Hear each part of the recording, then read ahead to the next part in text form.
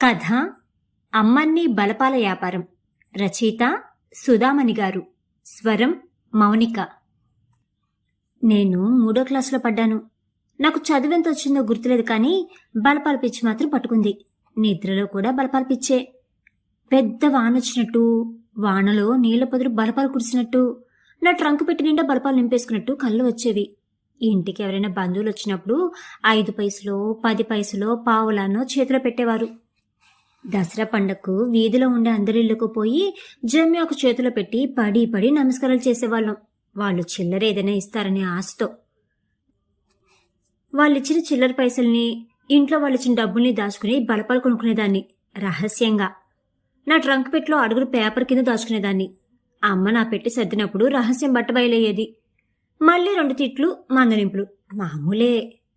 పేదవాళ్ల పిల్లలు బల్ప ముక్కకు రంధ్రం చేసి అందులోకి దారం ఎక్కించి ముడివేసి మెడలో వేసుకునేవారు. అపురూపంగా చూసుకునేవారు బలపాన్ని.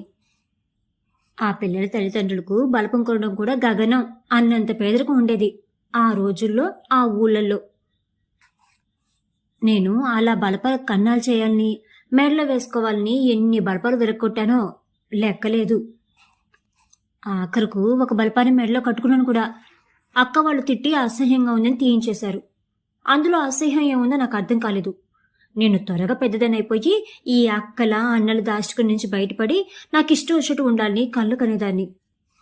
పిల్లల ఇష్టాలన్నీ పెద్దవాళ్ళకు చికాగ్గా, అసహ్యంగా ఎందుకు అనిపిస్తాయో నాకు అర్థం కాదు. నా స్నేహితులతో ఏదో ఒక పందెం వేసి వాళ్ళు ఓడిపోతే వాళ్ళ బలపాలను నేను తీసేసుకునేదాన్ని. వాళ్ళు ఏడిస్తే పెద్ద బలపానికి బదులు చిన్న బలపం ఇచ్చి ఏవో మాయమాటలు చెప్పి నోరు మోయించేదాన్ని. మరీ చిన్నపిల్లలైతే మెల్లిగా గిచ్చి బెదిరించేదాన్ని. అలా నా బలపాల సంపదను ఇబ్బడి ముబ్బడిగా పెంచుకుంటున్నాను. అప్పట్లో మా ఊర్లో కొత్తగా గ్రంథాలయం మొదలైంది. కొత్తదేం కాదు గాని పాతదే. కొత్త భవనంలోకి మారింది.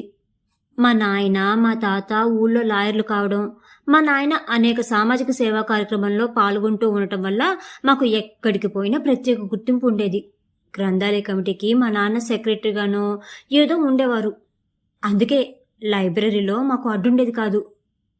మా అక్క వాళ్ళు లైబ్రరీలో పుస్తకాలని చదివేసేవారు. నేను చిన్నపిల్లల పుస్తకాన్ని తెచ్చుకుని తెగ చదివేదాన్ని. మా అక్క వాళ్ళు పుస్తకాల పేర్లు రాసిచ్చి నా చేత తెప్పించుకునేవారు. వాటి కోసం ఒకటే తిప్పేవారు. లైబ్రరీ చుట్టూ తిరగలేక విసుకొచ్చేది. ఒకసారి చల పుస్తకాలు ఏవో కావాలని రాసిచ్చింది మా 4వ అక్క. అది చూపగానే లైబ్రరీ చెంచయ్య గారు, అమ్మో, మీ ఇంట్లో ఆడపిల్లలు చలం పుస్తకాలు చదువుతారా? మీ నాయన సాయంత్రం వస్తారు కదా, చెప్తానుండు అని బెదిరించాడు. నాకు విషయమేమో తెలియలేదు, కానీ ఏదో తప్పు జరిగిందని మాత్రం తెలిసింది. అంతే. ఆయన పకపకా నవ్వుతూ, అమ్మని అమ్మని ఆగు ఆగు పిలుస్తున్నా వినకుండా వెనక్కి తిరిగి చూడకుండా బాణంలా ఇంటికి పరిగెత్తాను. మా అక్క వాళ్లతో విషయం చెప్పి, మీరేం పుస్తకాలు రాసిస్తారో ఏమో, అక్కడ ఆ చెంచయ్యతో నేను తిట్లు తినాలా, ఇక మీదట నేను చచ్చిన లైబ్రరీకి పోను అని చెప్పేశాను. చేసేదేమి లేక వాళ్ళు కూడా గమ్మునున్నారు. ఆ చెంచయ్య గారు మా పక్కింట్లోనే ఉండేవారు. నేను వాళ్ళ ఇంటికి వెళ్ళి వాళ్ళ పాపతో ఆడుకోవడం, ఆ అత్తతో ఊళ్ళో వాళ్ళ విశేషాలు చెప్పడం, ఆవిడ వంట చేసుకుంటూ ఉంటే ఆవిడకు చిన్న చిన్న సహాయాలు చేయడం వంటి పెత్తనాలు చేస్తూ ఉండేదాన్ని. ఆ ఊళ్ళో, ముఖ్యంగా ఆ వీధిలో నేను దూరం ఇల్లు లేదంటే ఆశ్చర్యం లేదనుకోండి. నేను నా స్నేహితురాళ్ళు ఆడే దాగుడు మూతలాట్లో భాగంగా వీధిలోని అందరి ఇళ్లలోకి దూరి దాక్కునేవాళ్ళం. అలా చెంచయ్య వాళ్ళ ఇంట్లో వాళ్ళ పరుపుల చాటున, పెట్టెల చాటున దాక్కునేదాన్ని. కానీ చెంచయ్య గారు కనిపిస్తే చాలు పరుగులు అంకించుకునేదాన్ని. కొన్నాళ్లకు ఆ విషయం మరుగుపడిపోయింది. మళ్లీ లైబ్రరీకి వెళ్లి చిన్నపిల్లల పుస్తకాలు తెచ్చుకునేదాన్ని. ఆ కాలంలో పిల్లల పుస్తకాలే తక్కువ, అందున బొమ్మల పుస్తకాలు మరీ తక్కువ.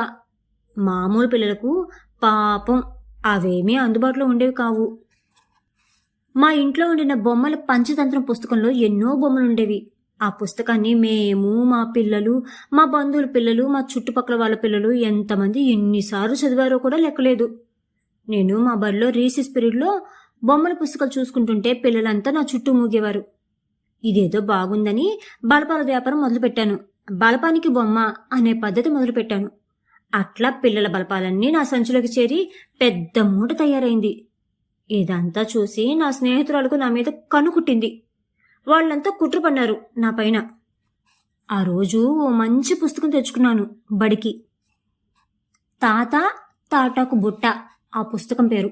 ఒక ఏరు, ఏటి ఒడ్డున ఒక గుడిసె, దానిపైన అందమైన కోడిపుంజు, గుడిసె ముందు ఒక బుర్ర మీసాల తాత, ఆయన చంకలో తాటొక బుట్ట. అందులో ఏవో కూరగాయలు, పండ్లు అందంగా రంగురంగుల్లో చిత్రీకరించి ఉన్నాయి.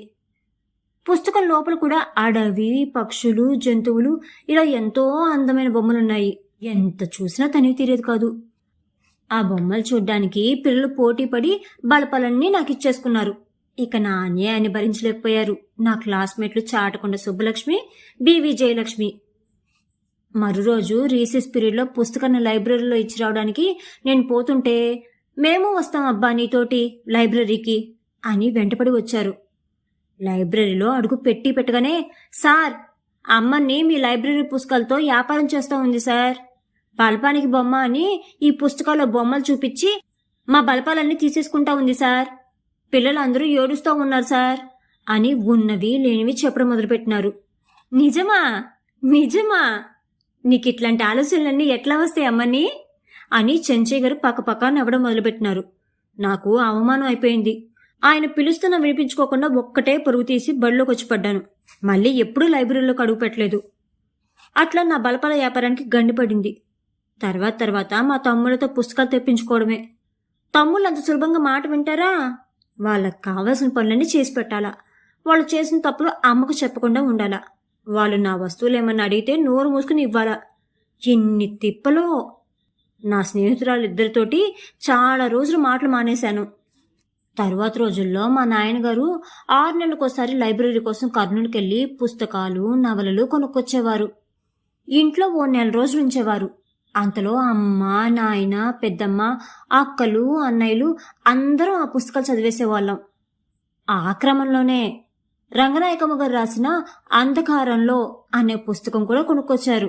ఆ పుస్తకం పైన పై భాగంలో అంధకారంలో అని, మధ్యలో ఏదో బొమ్మ, దాని కింద రంగనాయకమ్మ అని రచయిత్రి పేరు ఉండేది.